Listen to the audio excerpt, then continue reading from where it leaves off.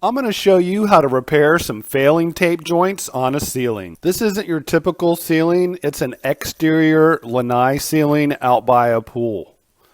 The paper tape joints have failed over time. This drywall is an exterior soffit board, so it is meant to be on the outside.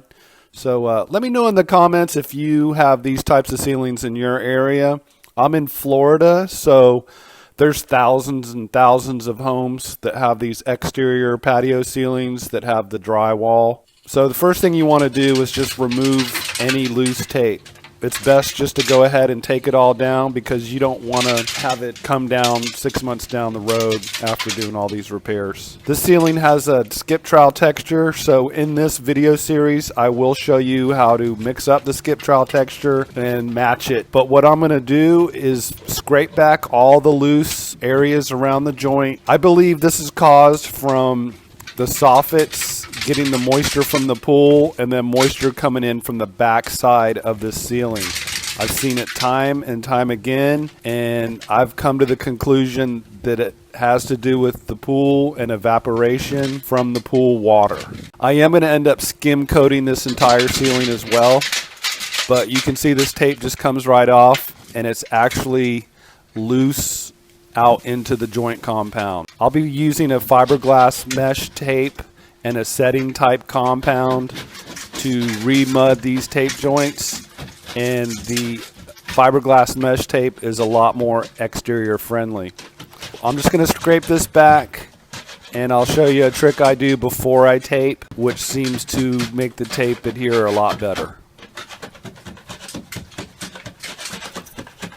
Just again removing all the loose and failing joint compound and texture. Getting the loose debris off.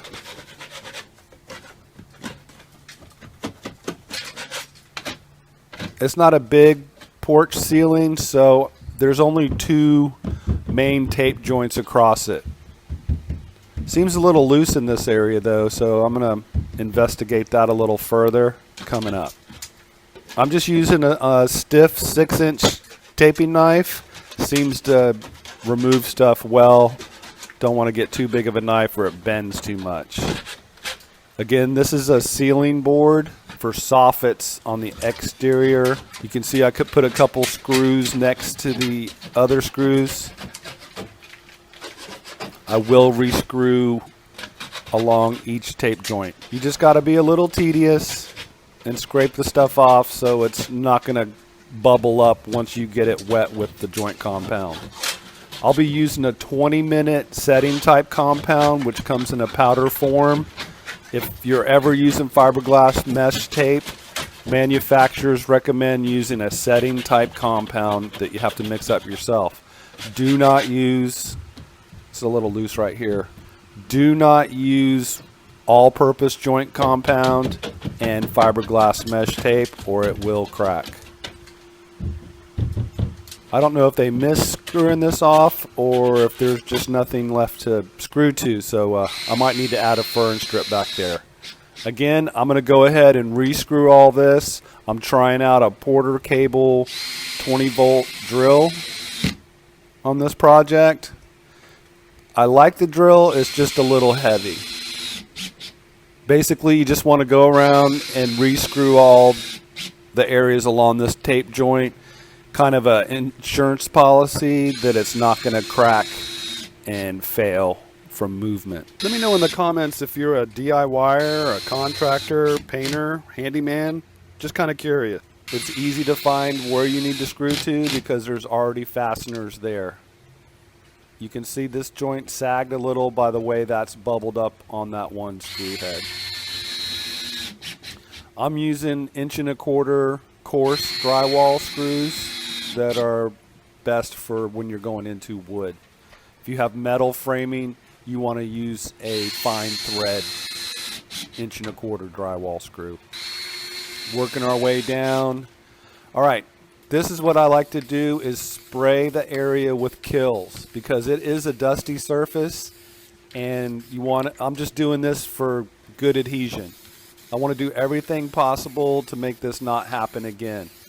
Using the Kills to seal it and then the fiberglass mesh tape and a setting type compound is basically as good as it gets. The other option would be just to skin over this whole ceiling with like a wainscoting board, kind of give it the beachy look. I've seen people put furring strips over just the joint and make it look like a decorative wood so they don't have to keep repairing these. But the paper, tape, and all-purpose joint compound are not exterior friendly. I'm going ahead and putting in some backer blocking just to make it so it's not flapping like it was. I just cut out a square, insert the furring strips, and then attach them. You can see where this corner of drywall didn't actually hit anything. That's where we were getting the movement. So I'm going to go ahead and fix that. And then I'll reinsert the little piece of drywall that I cut out. It's best to set the drive so it stops before you oversink it. Because once you break through the paper, there's no strength around that screw. The paper is the strength when you're attaching screws through the drywall. Always keep that in mind. You want to make sure you get each side of a seam with a screw. All right, time to put the fiberglass mesh tape up. You want to push it down. It sticks so much better with this Kill sprayed on it. Let me know if you have a ceiling where the tape joint's failing. It can happen for all kinds of reasons. This one is an exterior patio ceiling, and I find that a lot of times there's a pool involved and the moisture is evaporating from the pool and going right to the soffits and on the back side of these ceilings. If you think about it, on the back side of the drywall, the seams are exposed. You're only finishing the front side of the drywall that you see. The back is exposed, so that's why you're kind of seeing the joint compound come off this ceiling the way it is. It's from moisture. The screw heads are rusted and the tape has failed. So basically, I scraped it back, reattached along the joints, putting the fiberglass mesh tape, and then I will be showing you how to mix the 20-minute setting type compound on this ceiling. Always use a setting type compound when using fiberglass mesh tape. Just want to put a little water in, and then you want to keep it a little thick in the initial mix. Then you'll need to let it sit for 1 minute. When you get it to almost the consistency that you want, let it sit for 1 minute, and then re-add a little water and get it to the consistency that you desire. You've got about 15 minutes of working time with the 20-minute setting compound. You could use a 45 if you don't think you'll be able to get all this done. Subscribe for more drywall tips and part 2.